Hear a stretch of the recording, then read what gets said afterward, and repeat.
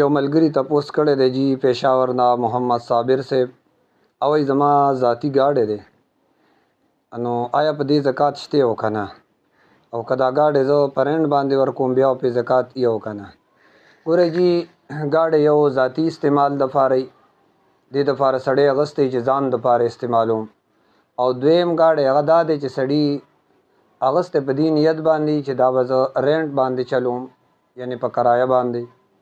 او دریم دا چې سړي ګاډی اغوستی دې دپاره چې دا به زه خرڅوم ګټې دپاره تجارت دپاره او یو څلورم دا چې سړي ګاډی اغوستی اضافي یو ګاډی ورڅخه یي بلې اضافي اغوستی دوه ګاډي ورڅخه یي درېمې اضافي اغوستی. نو ګوره اول چې کوم ګاډی د کور استعمال دپاره سړي اغوستی ذاتي استعمال دپاره یو ګاډی اغوستی دی دوه ګاډي اغوستی دي چې هر څومره قیمتي دي دغه ګاډي په قیمت باندې زکات نشته.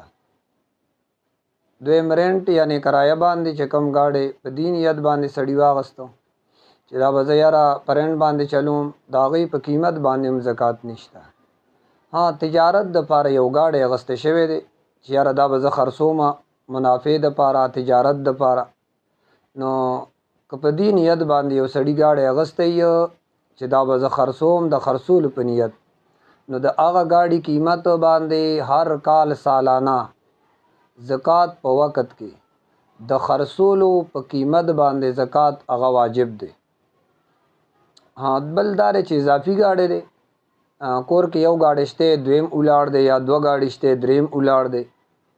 کله کله ذاتي ضرورت دپاره استعمالی ګینې هسې ولاړي تجارت په نیت یې نه دی اغوستی